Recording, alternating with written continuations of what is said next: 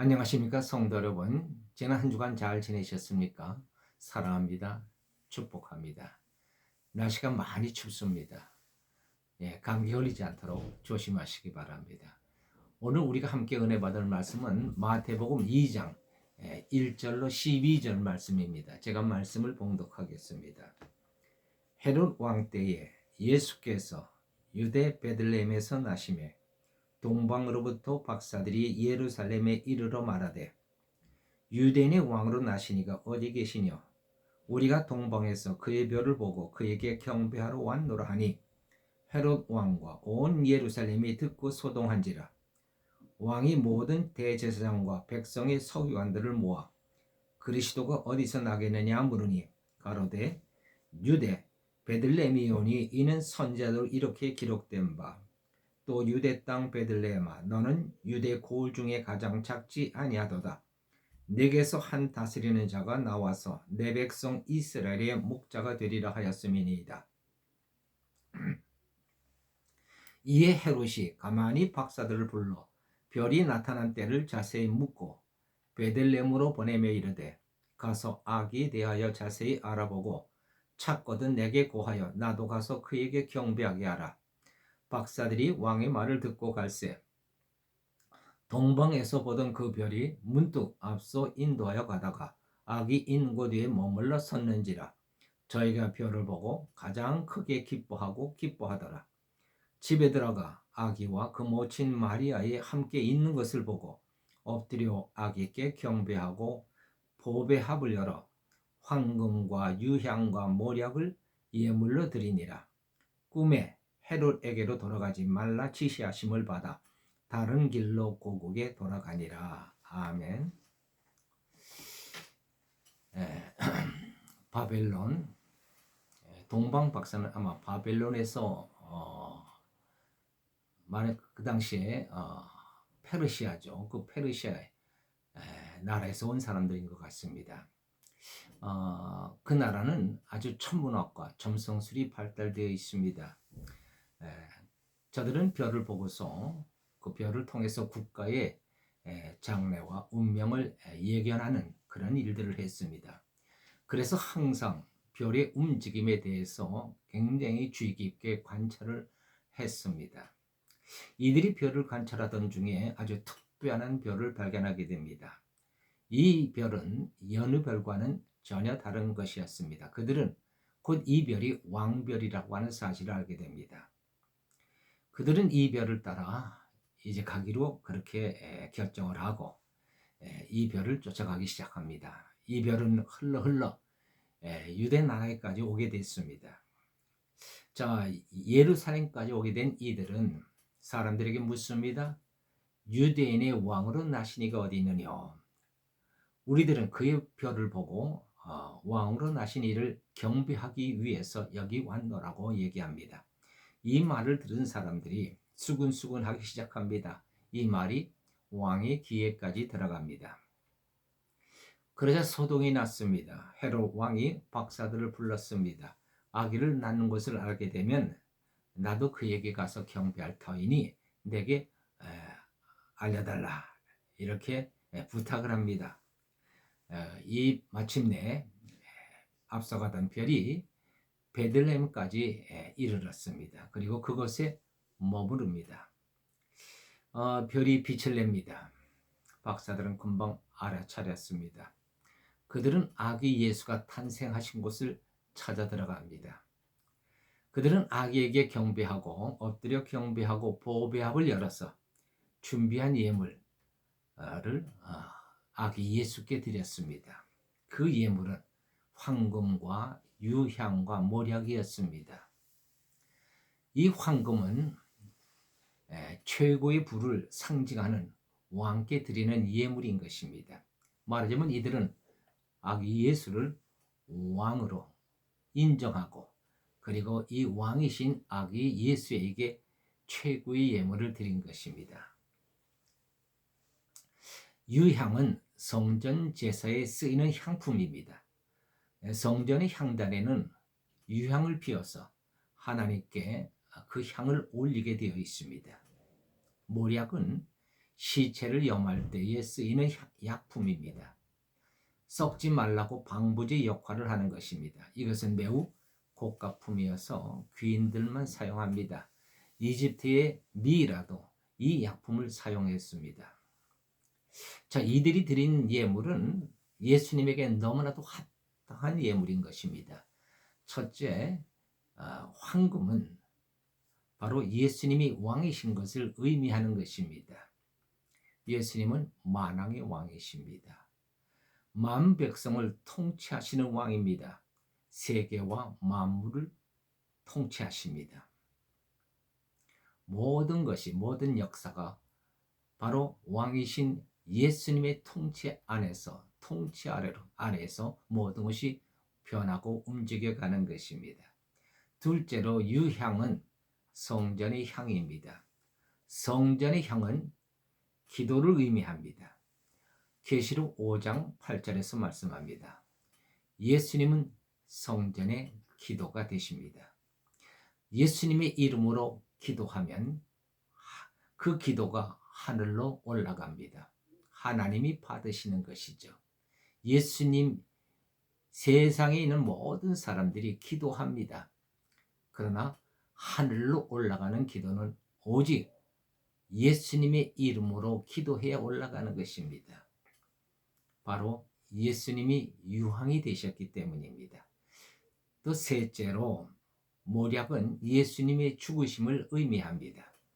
예수님은 인간의 죄를 대속하시기 위해서 십자가에서 죽으셨습니다. 예수님의 죽으심으로 말미암아 우리 죄인들의 죄값을 치르신 것입니다. 그러므로 예수의 죽으심이 곧 우리의 말하자면 생명이 되는 것입니다. 그러니까 이들이 드린 예물은 예수님의 직분과 사역을 나타내주는 아주 중요한 증거물이 되는 것입니다. 이들이 어떻게 예수님의 직분과 사역을 이렇게 정확히 알고 예물을 준비할 수 있었는지 참으로 놀라운 일입니다. 신기하지 않습니까? 어떻게 이들이 예수님을 그렇게 정확하게 알고 있었습니까? 이들은 하나님의 감동을 받은 사람들입니다. 그리고 하나님의 예시를 받은 사람들입니다. 하나님이 이들에게 감동과 예시를 주신 까닭에 그들은 별을 쫓아서 베들레헴까지 오게 되었고 예물을 준비해서 우리 예수님 앞에 경배할 수 있었던 것입니다.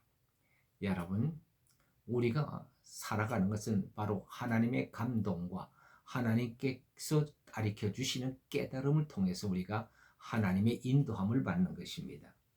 저도 나 자신을 생각해 보면 참으로 신기합니다. 내가 어떻게 목사가 돼서 하나님을 경배하고 하나님의 종이 되어 하나님의 일을 하게 되었는지 참 생각만 해도 신기합니다. 나는 본래 하나님을 모르던 예수님을 모르던 이방인이었습니다. 그러나 하나님께서 별을 통해 동방박사를 인도했듯이 내 인생길을 하나님께서 인도하셨고 하나님을 경배하게 됐고 나 자신을 하나님께 예물로 드릴 수 있게 되었습니다. 어찌 저뿐이겠습니까? 여기 제 설교를 듣는 모든 우리 성도님들도 마찬가지라고 생각합니다. 여러분도 본래는 하나님을 잘 모르던 사람들 아니었습니까? 하나님께서 여러분들을 하나님께서 인도하셔서 예수님을 만나게 해주셨고 예수님 앞에 경배하고 또 하나님의 인도함을 받는 하나님의 사람들이 되었다고 생각합니다. 우리는 예수님께 황금을 드리고 있습니까? 예수님을 나의 종으로 인정하고 예수님께 복종하는 삶을 살고 있느냐 하는 것입니다.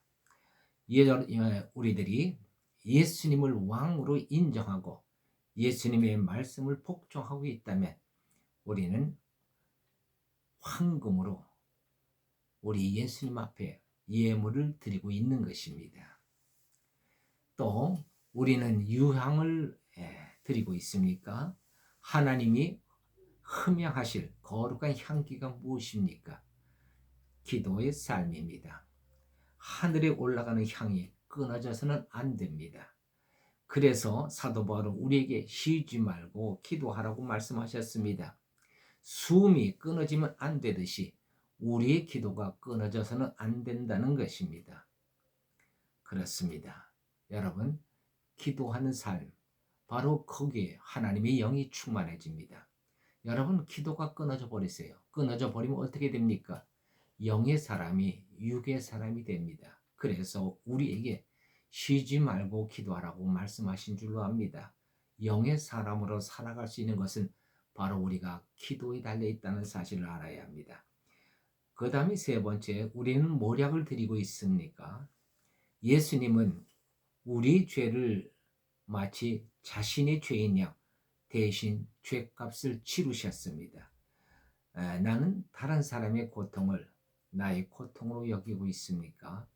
그들의 고통을 위하여 나는 무엇을 하고 있습니까?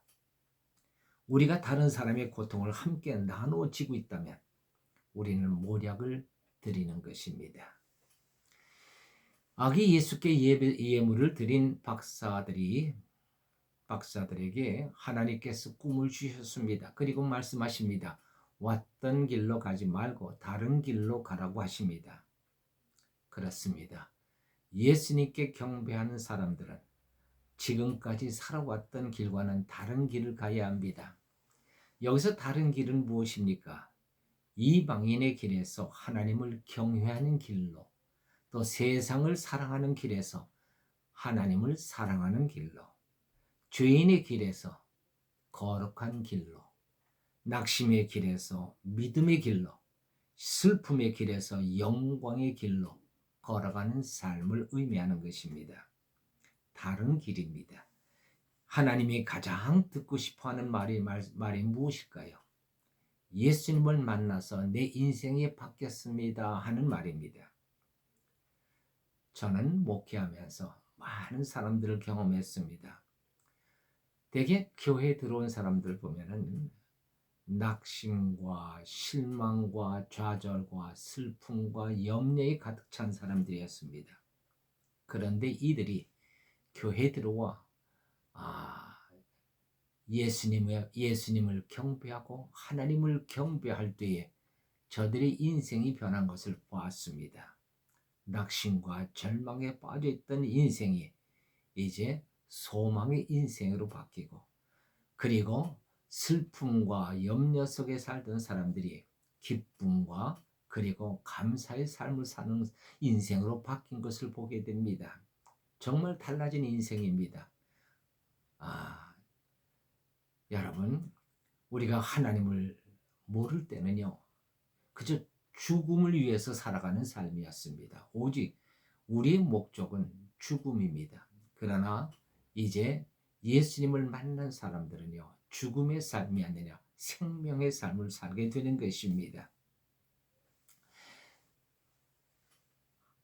예수님은 우리에게 생명과 사랑과 천국을 주시기 위해서 이 땅에 오셨습니다. 기쁘다 구주 오셨네.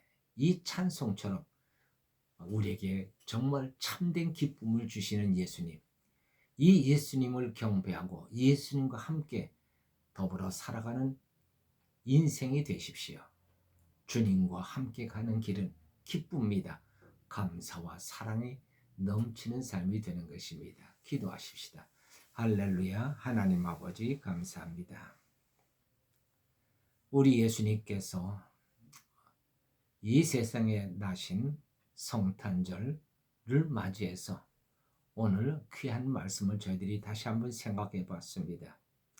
동방 박사들이 예수님을 찾아와 아기 예수에게 황금과 유향과 모략을 예물로 드렸던 것처럼 하나님 아버지, 우리도 하나님 앞에, 우리 예수님 앞에 이 예물을 드릴 수 있는 자들 되게 하여 주시옵소서. 우리 예수님을 왕으로 모시고 왕이신 예수님의 말씀에 복종하고 순종하는 삶을 살아가는 저들 되게 하소서. 우리 예수님 유황인 것처럼 우리가 날마다 하나님 앞에 기도하되 정말 끊어지지 않는 기도, 쉬지 않고 하는 기도, 그런 기도를 통하여 우리가 늘 영적인 삶을 살아갈 수 있게 인도해 주시기를 원합니다.